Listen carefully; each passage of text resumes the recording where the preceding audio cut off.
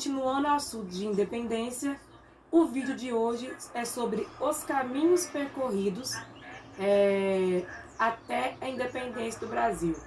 E vai ficar passando para vocês aqui uma seleção de slides que eu fiz para vocês entenderem melhor.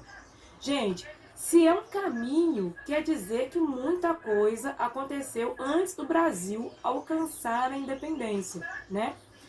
E que para que você entenda a independência, é preciso que você entenda esses caminhos percorridos. Como que foi a independência do Brasil, os caminhos para a independência? O caminho foi um caminho tranquilo ou foi um caminho cheio de obstáculos, com muitos problemas que tiveram que ser enfrentados pela família real portuguesa, pelos próprios moradores da colônia? Como que foi esse processo de independência? É isso que a gente vai ver na aula de hoje, ok? Gente, como que nós vamos começar? Vamos começar por Napoleão Bonaparte, né? Tudo começa por Napoleão Bonaparte através do que eu chamei aqui de pontapé inicial para a independência do Brasil. Já sabemos a importância, né, de Napoleão Bonaparte para a história da França e para a história da Europa. Sabemos também que a sua ambição chegou até a América. Não podemos esquecer que o processo de independência da América Espanhola começou com uma influência de Napoleão também, quando ele retira do trono o rei, né, e coloca o irmão dele para governar a Espanha, e isso desencadeia vários vários acontecimentos que vão dar início e vão culminar na independência da América Espanhola. Então, o bloqueio continental decretado por ele, Napoleão Bonaparte, impedia que os europeus comercializassem com a Inglaterra, sua inimiga. O problema é que o Brasil tinha grande relação econômica com a Inglaterra, né? E Portugal também tinha intensa relação econômica com a Inglaterra, para não dizer uma dependência econômica da Inglaterra.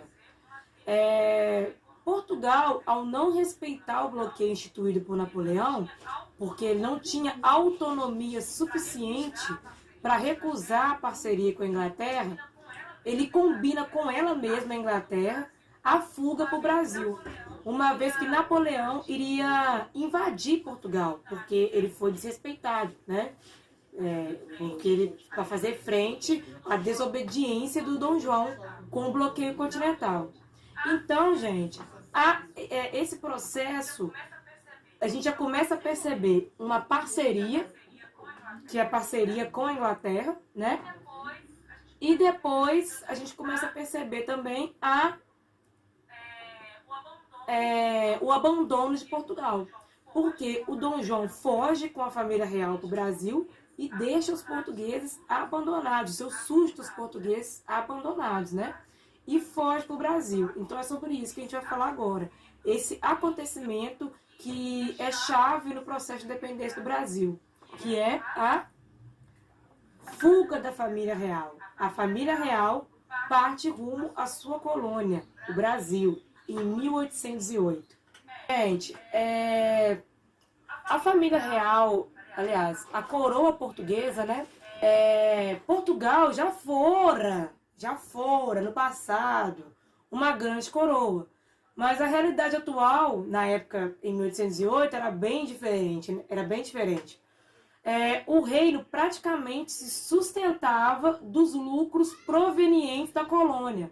Ou seja, praticamente o Brasil, a colônia Brasil, né, sustentava Portugal no que diz respeito ao envio de alguns produtos e principalmente de ouro, né?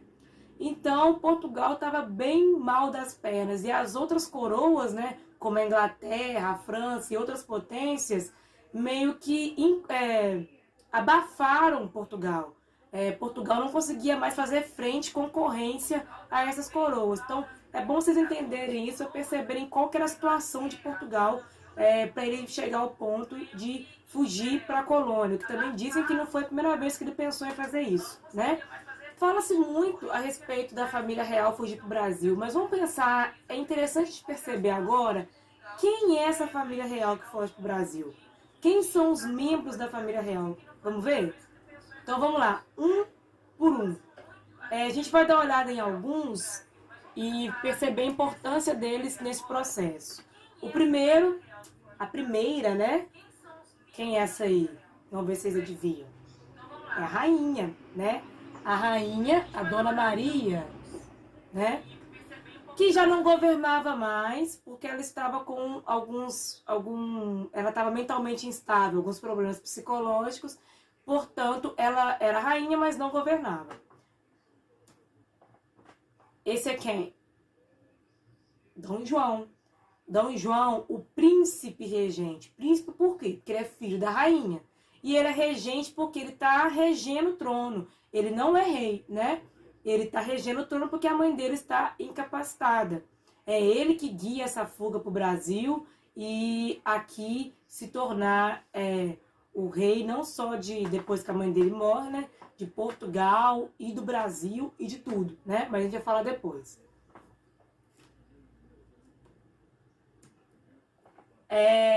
Esta é a Carlota Joaquina, a princesa, esposa de Dom João, personagem envolvido em diversas polêmicas conjugais, traições, não só a Dom João, mas ao próprio reino, né?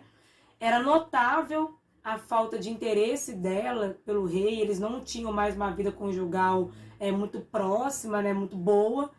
Por isso que muitas vezes ela é, na verdade, colocada como inimiga de Dom João, né? Não esposa, mas inimiga. E essa relação conturbada dos dois, é preciso entender ela também para entender algumas coisas relacionadas ao processo de independência do Brasil, ok? Este é o Dom Pedro I, Caio Castro, né? Acho que é ele que é o Caio Castro na novela, que a novela tá passando. O Dom Pedro I é o herdeiro do trono, Dom Pedro I de Alcântara, é aquele que vai herdar o trono, que vai, inclusive, declarar a independência do Brasil quando o pai dele tem que voltar para Portugal. Gente, eles tiveram 9 filhos. 9 filhos. O Dom Pedro era o próximo na sucessão, né, o herdeiro. E eu resolvi colocar a foto desse aqui também, que é importante vocês saberem dele, que é o Dom Miguel. Dom Miguel também era filho, e inclusive ainda tem discussões a respeito se ele era filho legítimo ou não de Dom João, né? Diante dessa questão da Carlota Joaquina talvez ter traído, né, Dom João. E o Dom Miguel, assim como Carlota Joaquina, vai ser uma pedra no sapato de Dom João na história. Porque ele, por vezes, tenta usurpar o reino para ele, né? Inclusive, aí vocês têm que entender isso para entender por que Dom João depois, aliás, lá em Portugal as coisas não ficaram muito bem, né? E Dom João vai ter que voltar para resolver aquilo lá e deixar o filho dele aqui. E depois Dom Pedro também tem que voltar a Portugal, justamente por causa dessas investidas, esses problemas relacionados a essas pessoas que queriam tomar o trono. E Dom Miguel está no meio disso tudo. Então vocês percebam que essa família real não era uma família tão unida e perfeita assim, como a maioria das famílias, né? Então, deixa eu ver se tem mais alguma coisa a falar. Não, acho que é só isso. Então, como fica Dom João no Brasil? Gente, Dom João no Brasil. A viagem foi muito exaustiva, né? Como naquela época tudo era muito difícil, né, gente? Não é igual hoje que você pega um avião aqui, já cai em Portugal, pega um avião em Portugal, vem pra cá. Não é desse jeito, né? Então, a viagem foi muito exaustiva mas antes dele ir pro Rio de Janeiro, né? Local que abrigaria a família real, Dom João faz uma parada na Bahia, em Salvador, e decreta uma das leis mais importantes durante toda a estadia dele aqui no Brasil, né, que é a abertura dos portos. Abrir os portos. O que é abrir os portos? O porto, gente, é onde chega as mercadorias e onde escoa as mercadorias do país, né? Então, quando abre os portos, o que vocês imaginam que vai acontecer? Antes, nós éramos uma colônia que tinha uma metrópole, que tinha o rei lá nessa metrópole, que era Portugal, longe com uma metrópole longe com o rei longe. Agora o rei está aqui. Então, essa medida que ele toma já mostra uma mudança, uma das primeiras grandes mudanças econômicas do Brasil colônia. Vamos lá. Fim do exclusivismo. Antes, a colônia só comercializava com quem Portugal, metrópole, queria. Agora não. Quem mais se beneficiou com isso foi quem?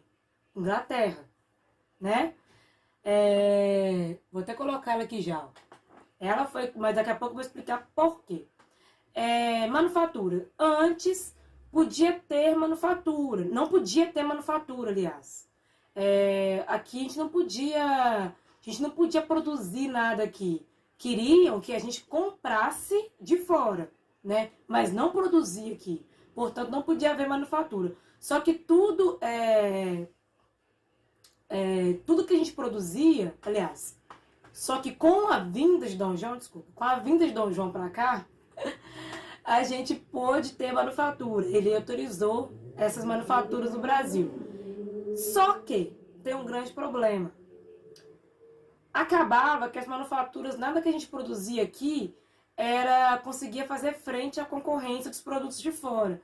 Principalmente a Inglaterra, que com a abertura dos portos, pôde simplesmente comercializar, vender tudo que ela queria para o Brasil. Praticamente sem nenhuma regra, sem nenhuma restrição. Então imagina, você está aqui no Brasil produzindo um tecido e a Inglaterra, não tem como você fazer concorrência com o produto que veio da Inglaterra. Ah, mas por que não? Por causa dos tratados de navegação e comércio. O que foi esse tratado, gente? Vamos entender por que a Inglaterra dominou tanto o cenário comercial do Brasil com a vinda da família real para cá. Todo produto que entrava no Brasil tinha que pagar imposto. Tem que pagar imposto até hoje, né? Se um produto vem de fora, você tem que pagar imposto sobre esse produto. Qual país, nessa tabela que vocês estão vendo aqui, pagava menos imposto para ter o produto comercializado aqui no Brasil? Inglaterra. Olha para você ver, gente. Até Portugal pagava mais imposto do que a própria Inglaterra nos produtos aqui no Brasil. Ou seja, era mais vantajoso adquirir um produto inglês do que um produto da própria Portugal. Imagina o produto produzido aqui, na colônia, né, no Brasil colônia. Portanto, gente, a Inglaterra, com todos esses tratados econômicos que Dom João imediatamente decreta, mostram que a parceria com a Inglaterra está virando uma grande dependência e a Inglaterra lucra muito com essa parceria. Tá até mãozinha dada para vocês verem aí. Então, gente, como que fica? Como é que a gente encerra essa primeira parte do Dom João vindo para o Brasil? Primeiro, tô olhando aqui, tá? O Brasil independente começou assim, pelas mãos de quem sempre nos explorou, por uma família cheia de conflitos internos, por uma coroa que nos enxergava como uma galinha das ovos de ouro, como uma galinha de ovos de ouro, que a Inglaterra nos enxergava assim, né? E enquanto isso, escravidão, indígenas massacrados, uma colônia sem estrutura nenhuma, que é isso que a gente vai ver agora. E agora, como se dará a construção dessa nação?